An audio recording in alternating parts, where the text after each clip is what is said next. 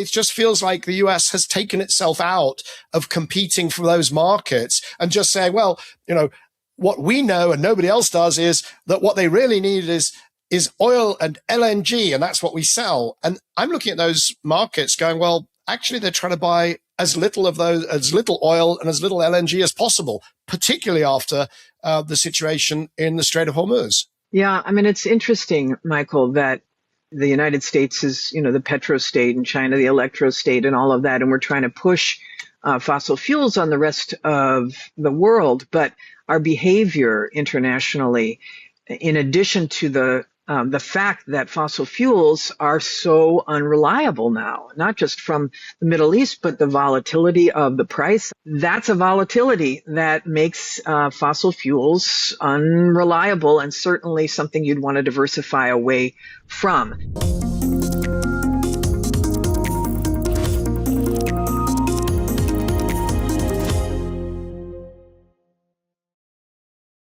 Hello, I'm Michael Liebreich, and this is Cleaning Up.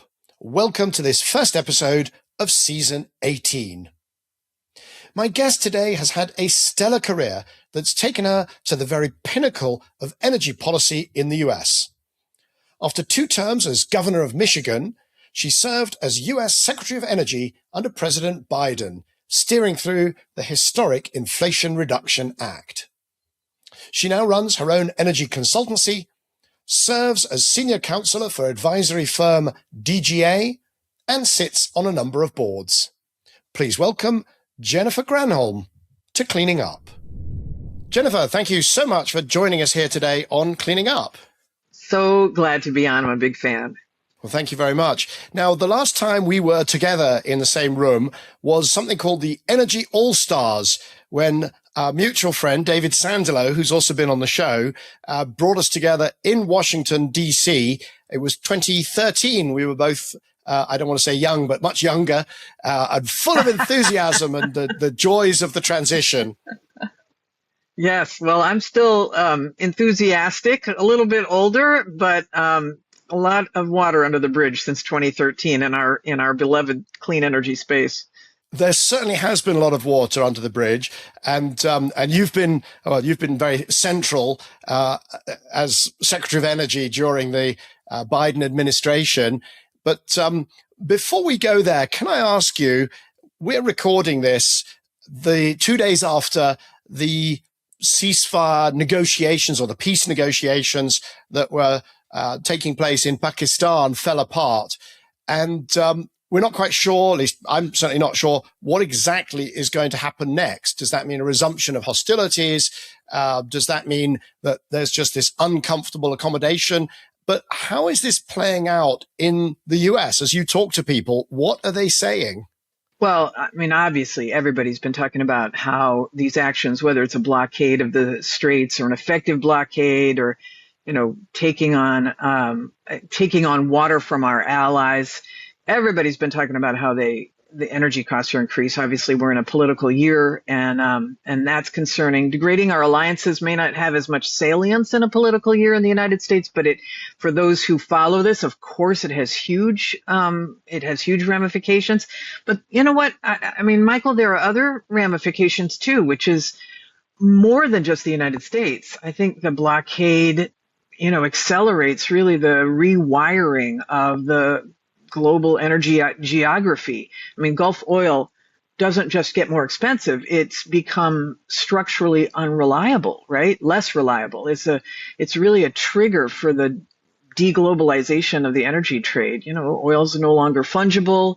The blockade itself could endure regardless of what happens, because insurance may not cover the risk of transit through the straits. And if Hormuz can be disrupted, what about the other choke points? Sinai, Malacca.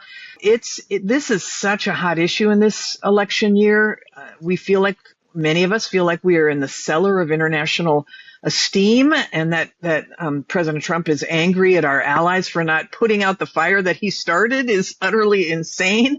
So anyway, I hope only that a new president is going to be able to repair the horrible damage that he's doing to our global standing if we can endure another 2.5 years. Well, and we get on to what the agenda of that potential new president might be. But some of what's going on, it feels to me, I've been in Europe my working life, and I've always been aware of the Strait of Hormuz. It's always been this huge choke point, this huge risk point, Straits of Malacca, Bab el-Mandeb. There are a number of these pinch points. It just feels like people were not focused, that the administration was just not focused, just hadn't understood how important they were, how disruptive they could be. Is that possible? I mean, you've been in that seat as Secretary of Energy. Did you get briefings on these vulnerabilities? Did you have plans for what might happen? Well, not necessarily in the Strait, but certainly as Secretary of Energy, because we weren't doing what he's doing. But we certainly were aware of what was happening globally. Obviously, this choke point at the Strait is sort of, an echo, if you will, of what happened in Ukraine when the Russian oil came offline, and there was such a huge, geopolitical crisis. So we were definitely part of that. But here's the difference: is that Trump doesn't seem to be listening to his advisors, or if he is listening, he's ignoring them. The notion that you would do something that jacks up the price of gasoline in the United States significantly especially during an election year, it's just really reckless. It's reckless. Not to mention, of course, what it does for people's pocketbooks, not just the political side. So it is really just such a different administration in that he doesn't seem to be respecting folks who have been on the ground, and even his vice president, even Marco Rubio, who were opposed, according to accounts, to getting into this. So it's just a whole new world. It is, and particularly he was elected on the promise to halve energy prices within 12 months of inauguration, which at the time when he made that pledge, that must have given you quite a wry smile as somebody who actually in some way, to the extent that it's possible to be responsible as a government official for energy prices, that person had been you for 4 years.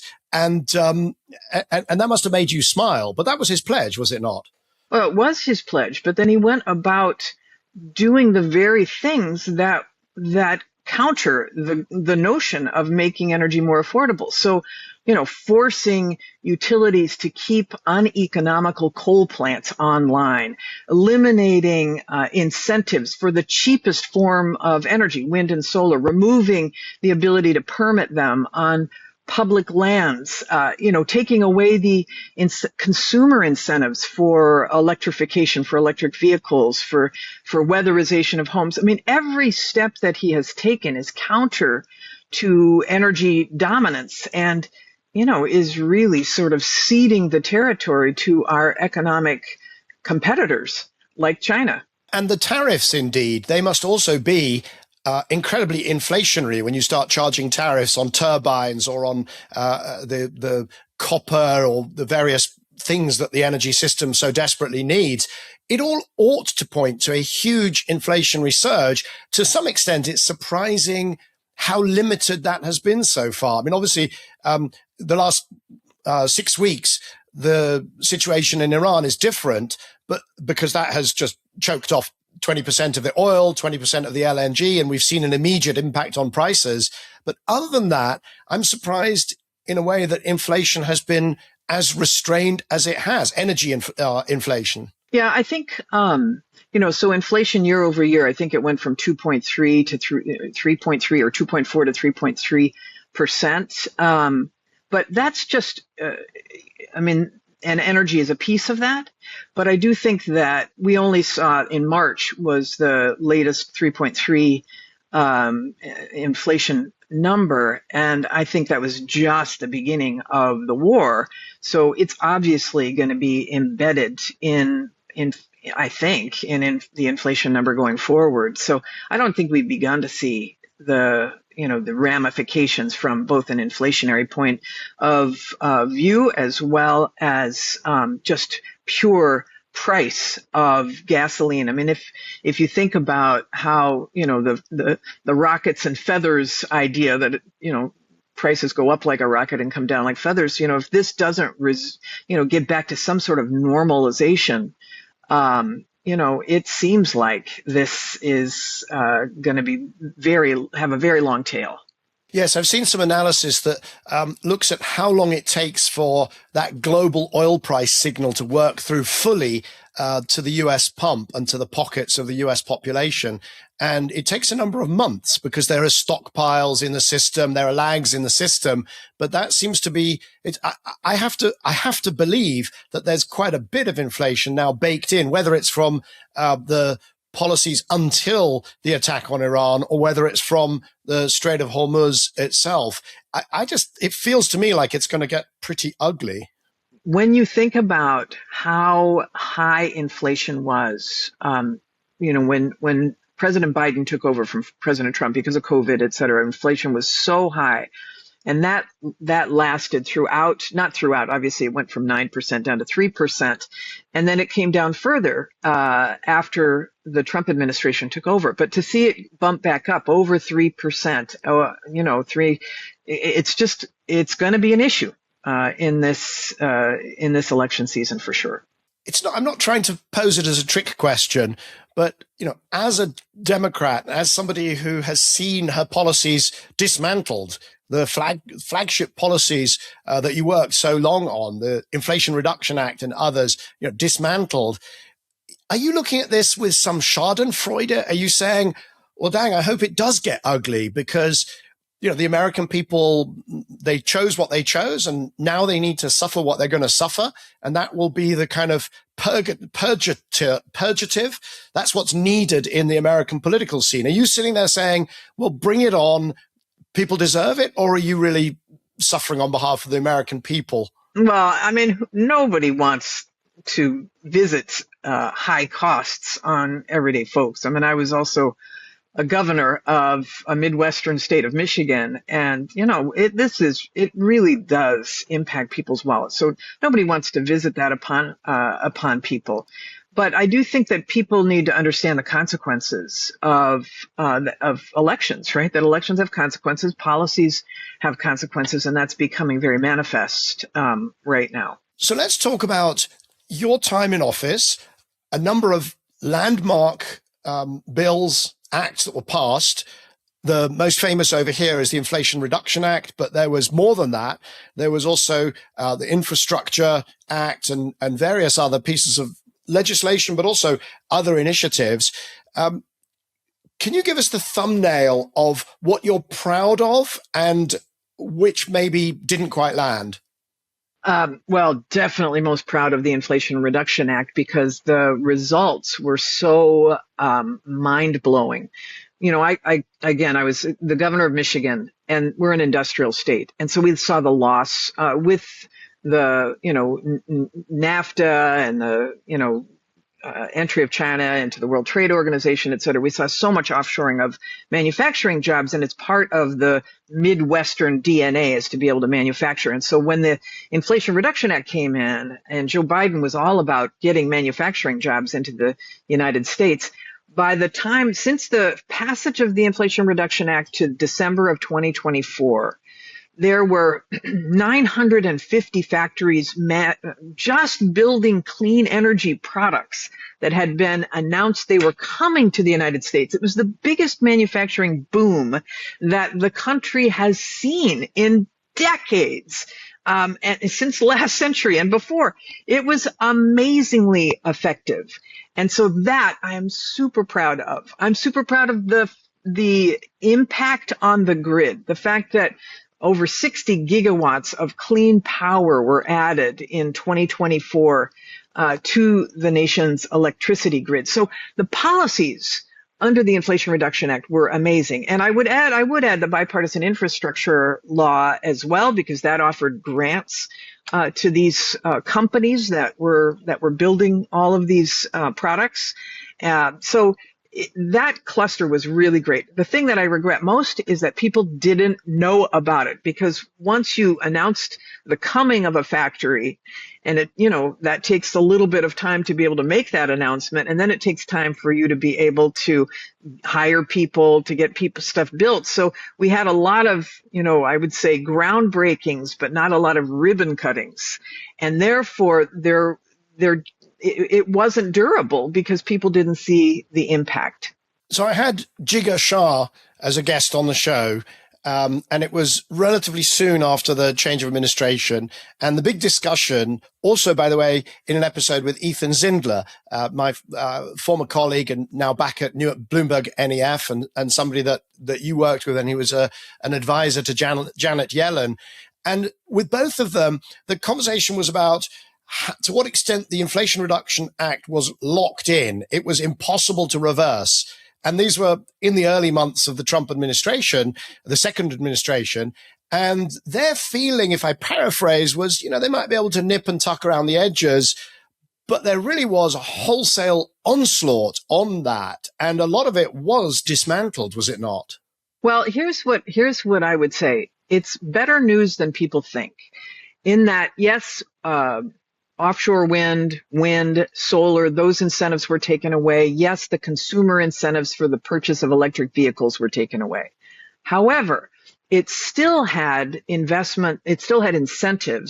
for battery storage, electric storage, for utility scale storage, as well as for EVs. But since there were no incentives for the cars, then the companies who were building batteries decided to switch over from EVs to long duration or to battery electric storage for utilities. So the battery storage incentives are still there. The incentives for firm clean power, like nuclear, like geothermal, like hydroelectric, are all still there. The incentives for manufacturing are still there, even if you're manufacturing equipment for solar, for example. It's just the tax credits associated with generating that power were taken away. So if you took away the Inflation Reduction Act and only had the one big beautiful bill that actually ended up undoing much of this, it would still be the largest investment in clean energy in U.S. history. So that's why it hasn't been horrible, in the sense that the amount of clean energy added to the grid in 2025 was just shy of 60 gigawatts. And as I said, 2024 was a record year at 61 gigawatts. In 2026, it's probably going to be plateaued, but at that same level. So it hasn't completely wiped it out. And you are seeing a lot of additional energy storage on the utility side, which of course, it used to be, solar plus storage. Now it's storage plus solar. So you're still seeing that investment. It's just not as incentivized. And of course, the electric vehicle situation is very disconcerting because, we're just giving up the store to China. I think that's a really interesting summary, which it kind of reinforces my priors. I've been doing this for just under 25 years, and things are never quite as great as they seem in the good times, and they're never quite as bad as they seem during the bad times. And there is a lot still going on in the US. In fact, we had on this show Miguel Stilwell de Andrade, who is the CEO of EDP, big renewable company out of Portugal. And he was saying that they're still putting 60% of their renewables budget into the US. And the reason is, under the one big beautiful bill, because there was a lock-in of some of the renewable, the tax credits, the production tax credit and the investment tax credit for wind and solar respectively. If you've got safe harbor, then it's still a fantastic place to be investing, which was sort of counterintuitive to somebody like me who sits in London thinking that the sky is falling in the US. Yeah, it's interesting because that safe harbor provision. So in July, the safe harbor, essentially, if you haven't gotten your project under construction, and that means you have to have moved dirt, then then your tax credits go away. But if you had it under construction, and of course you had about 18 months to be able to consider this, there was a rush to get these projects under construction. And Michael, when you think about the incentives, I really prefer carrots rather than sticks, and the Inflation Reduction Act and the bipartisan infrastructure law were big carrots. But if you think about it, if you are somebody who is doing a project and you got in under safe harbor, or you're doing some other kind of clean energy, geothermal or whatever, battery storage, you get you start off with a 30% tax credit, which is transferable if you pay prevailing wage. And on top of that, if you locate your project in an energy community, maybe maybe a community that was a coal community, maybe it was a community that does, any kind of energy community, you get another 10%. So that's 40%. If you use domestic content, that's another 10%. So now your project has a 50% transferable tax credit associated with it. That makes the United States in these categories still irresistible. So who would have thought that some of what President Trump has been doing is purely performative? There's the very, very high profile attacks on offshore wind, but then that's not mirrored by the same sort of dismantling of all of the incentives, all of the programs around other sectors of clean energy. And of course, the background here is this ferocious demand growth, particularly around AI data centers, where I've been watching with some, bemusement or amusement, how these companies say, oh, they're going to do small modular reactors, or they're going to do gas turbines where we know there's a 5 or a 7 year waiting list. And so in fact, the quick and simple thing that they're doing in large volumes is actually a lot of solar, a bit of wind, as long as it doesn't require the Bureau of Land Management or federal permits. And as you say, batteries, right? Exactly right. And, they may decide, that even if their project was not under construction and they're not eligible to qualify on the solar side or the wind side for those tax credits, they may find that if they put enough batteries in place, that it's still a very worthwhile and profitable project in the United States. You may not be able to get on federal land. However, there has been a little bit of breaking of the ice on that. There's been some projects that are actually renewable projects that are now being approved by the Bureau of Land Management on public lands in the United States, especially if they are attached to data centers. So data centers are driving this clean energy transition in the United States. The good guys, who have commitments to their shareholders to get to net zero and to power by 100% by clean energy, they are experimenting in all sorts of technologies to be able to get there, and they're deploying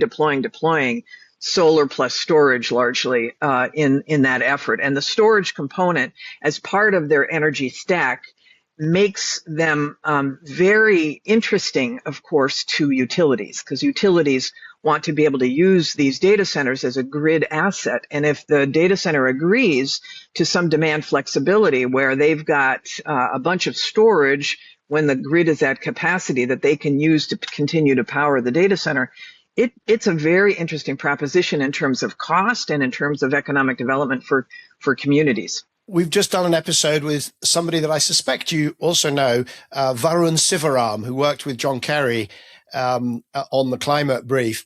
And he's got a company called Emerald AI, which is developing the technology. And the episode was joint with National Grid on how do you flex a data center to make it play nice with the grid. So there's plenty going on in the US. But one of the interesting features of the Inflation Reduction Act was you got those tax breaks even if you exported the goods, the products, the output of those factories. And this was a kind of huge trade credit, trade finance, sort of hidden trade finance bonus to manufacturers, because they could get the tax break and then they could export the output, which effectively made them internationally competitive or was on track to against China. And that has pretty much gone, though, has it not? Yeah, this is something that's so distressing to me, Michael. Can you imagine? I mean, she and his advisors in China are probably thinking, can you believe this? We were, the United States was starting to creep up in its competitiveness globally on manufacturing these products. And all of a sudden, Trump comes in and eliminates that and basically says, here, on a silver platter, you can take dominance in batteries and electric vehicles, where, what where he was saying that he wanted to bring manufacturing back and he was trying to use tariffs to do that. It has been a disaster. And so, my big fear is that 4 years of this and we will be out of the EV game entirely. Our OEMs, our automakers will have been leapfrogged by BYD. And what we're seeing, of course, is that our allies now, and because of the Trump administration's behavior, this has accelerated this. Our allies have, done a handshake with BYD, whether it's in the UK, in the EU, Canada. I mean, there's a huge openness because they still want to electrify. So it's it's just like so much this administration does. It's very unproductive for manufacturing. And that's the whole thing, is that the ability to export these products made these manufacturers decide they're going to come to the United States instead of locating in very low wage countries, because it made it possible. And unfortunately, that's no longer the case. I think the word you used, distressing, is exactly right. Because if the tariffs would protect a US market whilst US manufacturers got up to speed, developed the technologies, developed the supply chains to make them globally competitive, you could understand some kind of logic. But as I look around the world, we do a lot of work cleaning up. We make it a focus of ours to do what we call most of world. Most of the population does not live in the US or in Europe or in China. They're essentially forging their own route. They're making their own route. And very often they're buying from either the US or China, or to a lesser extent, sadly and distressingly, from the EU or from Europe, including the UK. But they are not choosing, and I cannot see a future in which they're going to be choosing American cars, American trucks, American rolling stock. I mean, it just feels like the US has taken itself out of competing for those markets and just saying, well, what we know and nobody else does is that what they really need is oil and LNG, and that's what we sell. And I'm looking at those markets going, well, actually they're trying to buy as little oil and as little LNG as possible, particularly after the situation in the Strait of Hormuz. Yeah, I mean, it's interesting, Michael, that the United States is, the petro state, and China, the electro state, and all of that. And we're trying to push fossil fuels on the rest of the world. But our behavior internationally, in addition to the fact that fossil fuels are so unreliable now, not just from the Middle East, but the volatility of the price. I mean, our Energy Information Administration has projected that the price of natural gas, for example, which is very abundant and very low here in the United States, but of course on a global market, it gets much more expensive, but that the price of natural gas is going to have doubled from last year to next year. That's a volatility that makes fossil fuels unreliable, and certainly something you'd want to diversify away from. After Ukraine, everybody diversified away from Russian oil and gas, and Germany built those LNG terminals, et cetera, but now people are seeing it's more than diversification. It is of supply. It is really diversification of a kind, meaning the only way that you can protect and you can have energy sovereignty is by focusing on homegrown energy solutions, which of course are, especially in the case of the EU, they're renewables and clean energy. So it's a really unintended consequence of this push for fossil fuels, and the blockage in the Strait of Hormuz is that the lesson is that the traditional suppliers are not reliable. You got to build your own. Yes, and after the Russian invasion of Ukraine, shortly afterwards, a few months afterwards, I wrote a piece predicting what I called the Great Clean Energy Acceleration, saying that it's clear that you drive up the cost of fossil, particularly gas, and people are going to switch more quickly to electrification, EVs, heat pumps. We saw a big boom there, and also renewables. In a way, what we're now seeing with the Strait of Hormuz is the Asian equivalent of that Russian invasion of Ukraine, because what's actually going through the Strait of Hormuz is supplies to China, to India, to Japan, to Korea, to Bangladesh, to Pakistan, and so on. Very little to Europe. And they are going to go, as you say, to renewables. They are going to electrify. We're going to see that. We are seeing it. But they're also, are they not going to go to coal? Because that's what they've got domestically. Well, I think this is a really important point, because I do think that there will be some perhaps immediate turn to coal if that's what they have, because they have to power their operation. They have to give power to the people. But that's not the long-term solution. And everybody knows that may buy them some time to build up their renewable portfolio. But coal is not going to be the long-term solution. China knows that. Certainly all of the Asian countries know that. Electrification is the goal. It just might take a couple more years to get there. Cleaning Up is proud to be supported by its leadership circle. The members are Actis, Alcazar Energy, Arup, Copenhagen Infrastructure Partners, Signum Capital, Davidson Kempner, Ecopragma Capital, EDP, Euroelectric, the Gilardini Foundation, KKR, Mitsubishi Heavy Industries, National Grid, Octopus Energy, Quadrature Climate Foundation, Schneider Electric, SDCL, and Wärtsilä. For more information on the Leadership Circle, please visit cleaningup.live. To keep up with all that's going on in the Cleaning Up universe, make sure you subscribe to our newsletter. Written and edited by my longtime New Energy Finance and Bloomberg NEF colleague, Angus McCrone, it comes out every second Monday. Angus provides the latest on the episodes we're recording, the events we're hosting, stories we're watching, and what Bryony Worthington and I are up to. To sign up for the Cleaning Up newsletter, visit cleaningup.live.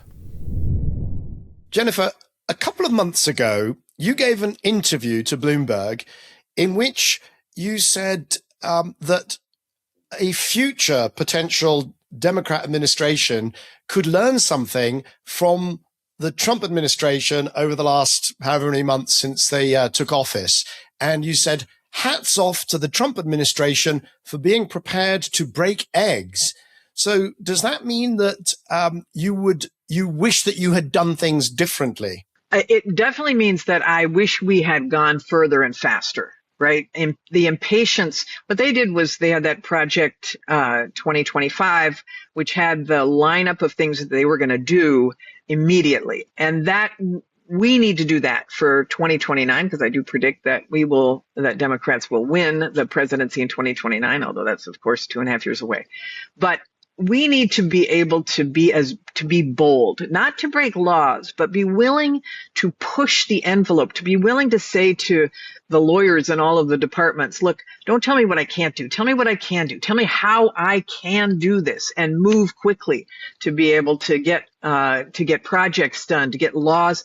Obviously we're constrained by what Congress was willing to do. But once that happened, boom, go, deploy. That was our motto. But, because of processes, et cetera, it took a little bit longer than what I would have liked, and that what we should have, if we had gone earlier, quicker, faster, maybe things would have turned out differently in the election. Are there any particular congressman's eggs that you wish you had broken? Don't talk about Joe Manchin. Poor Joe Manchin. He's a great guy, but boy, did it take a while to get that. Because if we'd done that, the Inflation Reduction Act sooner, who knows? But there you have it.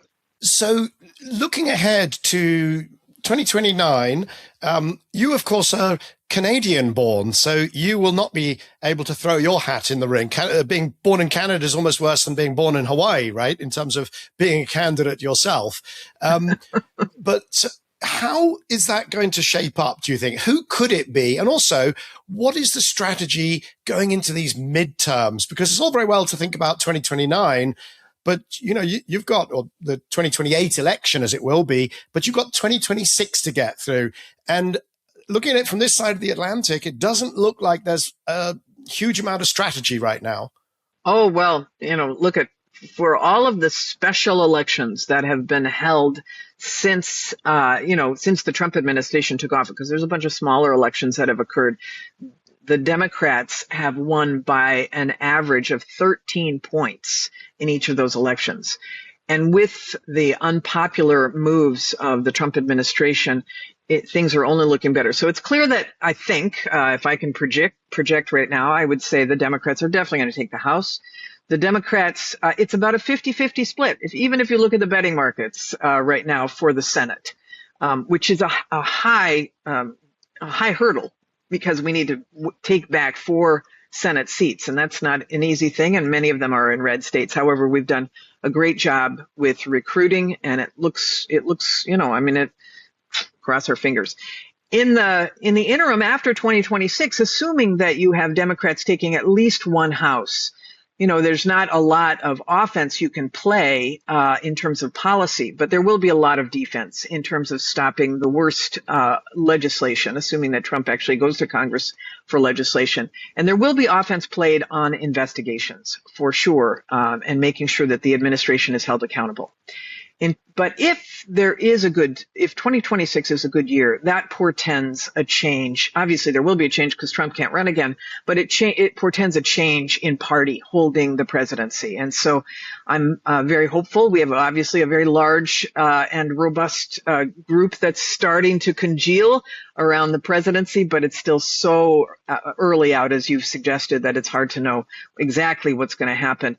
As my good friend James Carville, who ran Bill Clinton's campaign back in the day, but he's still out here opining all the time.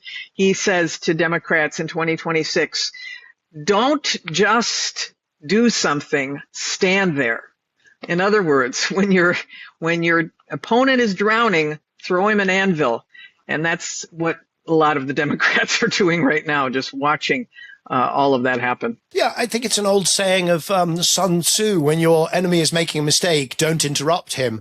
But it just feels that may not be enough to get a sufficiently robust majority in 2029 to undo all of the damage that is being done currently. And is there not a risk that you do quite well in 2026?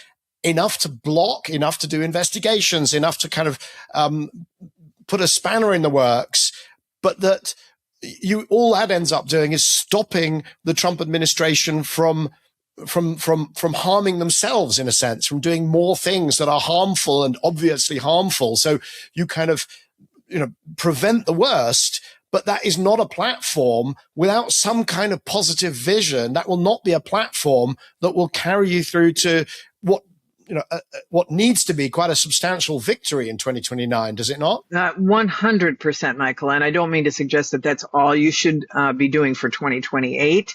The goal here in 2026 is to win. But in 2028, you can't just stand there and do nothing. You have to be for something. And you'll see a whole array of initiatives that will be trumpeted by candidates, especially, affordability, as we have seen, or costs, as we have seen, is really the word of the day in 2026. But my guess is that will carry through. Inflation will still be high. You'll see the cost of gasoline and energy prices still high. And, as we saw with the election of both Abigail Spanberger and Mikey Sherrill for governors of Virginia and New Jersey, they ran on this issue of how do I lower costs for real people? And that included, of course, energy. And in fact, Governor Sherrill said, I'm going to impose a freeze on electricity rates, which was very popular. You'll see things like that for sure coming up, in addition to education and what we're doing in the world standing and anti-corruption. There's just a whole lot of birth in terms of policy that you will hear these candidates talk about. And I think when we win, that's obviously going to be good for real people, but it will be good for the planet as well, because I have no doubt that there will be policies that will help our mutual mission of being able to power the world on clean, abundant energy. The curveball that I'm expecting, setting aside all the curveballs that could come from the international adventurism that we're currently seeing, but there is a curveball that I'm keeping an eye on, which is large-scale, middle-class, white-collar job losses because of AI. Just wondering if you had any thoughts on how could you even begin to protect people from that? Yeah, I mean, this is really the million-dollar question that I don't have an answer for. It's funny because you think about all of technology over the course of time, like when tech was introduced to, have ATMs for banks. Everybody was so worried that tellers were going to be out of work. And in fact, because they were able to do ATMs, the banking companies invested in more branches and there were more tellers hired. And that sort of has played out in a whole swath of industries over time. Will that be the case with AI? I think not. And so there has to be a whole another strategy for how we deal with human beings in the age of AI. I don't think it's a universal basic income. I do think we have to teach young people differently how to use the technology. And we may be encouraging people to go more into the trades and in places where we really do need help. We need more teachers. We need more nurses, the high touch kinds of industries, which are always looking for people and pay good wages. So encouraging people to do those kinds of work. But that will be an issue, obviously, not just in the U.S., but for the globe to be able to deal with. And I do think we're going to need a global response to the guardrails on AI for bad. As we have even seen in the past couple of weeks, there's just been a lot of coming out on cyber, et cetera. So we're going to need, I think, an international focus on AI and create guardrails like we did with the nuclear industry and with nuclear weapons. For which we're going to need people who believe in multilateral processes. Yes. Which brings us back to, how can I put it? Some of the political divides. A question for you. Will you be involved in that process of putting the platform together and steering your party, the Democrats, through whether it's later this year, 2026, but out to 2028 and beyond? I definitely will. I will definitely be helping on that, particularly in the energy space, and I look forward to that. And will you be throwing your hat into the ring to start? I can already imagine your first speech, were you to become Secretary of Energy again, you would say, as I was saying before I was so rudely interrupted. That is very funny. I'm not throwing my hat in the ring for anything. I have had the best jobs in the world that I'm eligible for, and I just want to make sure that we move the ball forward. I think that there's a new generation of people that are going to take this on and be very effective, and I hope that my experience anyway can provide some guidance. But I'm excited for this new crop of leadership that we're seeing coming up. Very good. It's an enormous pleasure speaking with you. I look forward to our paths crossing, being able to have these conversations in person, as you assume that if it's going to be an elder statesman or elder stateswoman of the energy sector in the US, you've got an enormous amount to offer and to add. And thank you very, very much for joining us here today on Cleaning Up. You bet. Thanks so much, Michael. So that was Jennifer Granholm, former Secretary of Energy under the Biden administration, now a senior advisor on all things energy related, helping us to kick off season 18 of Cleaning Up. As always, we'll put links in the show notes to resources we mentioned during our conversation. That's the episodes with Jigar Shah, Ethan Zindler, Miguel Stilwell-Andrade, and Varun Sivaram and Steve Smith. As well as, of course, Jennifer's interview with Bloomberg on breaking eggs. And with that, it remains for me to thank our producer, Oscar Boyd, video editor, Jamie Oliver, head of operations, Kendall Smith, the team behind Cleaning Up, and our leadership circle, without whom none of this would be possible. And of course, to you, the audience, for spending some time with us here today. Please join us this time next week for another episode of Cleaning Up. Cleaning Up is proud to be supported by its leadership circle. The members are Actis, Alcazar Energy, Arup, Copenhagen Infrastructure Partners, Signum Capital, Davidson Kempner, Ecopragma Capital, EDP, Euroelectric, the Gilardini Foundation, KKR, Mitsubishi Heavy Industries, National Grid, Octopus Energy, Quadrature Climate Foundation, Schneider Electric, SDCL, and Wärtsilä. For more information on the Leadership Circle, please visit cleaningup.live. If you're enjoying this episode, please hit like, leave a comment, and also recommend it to friends, family, colleagues, and absolutely everyone.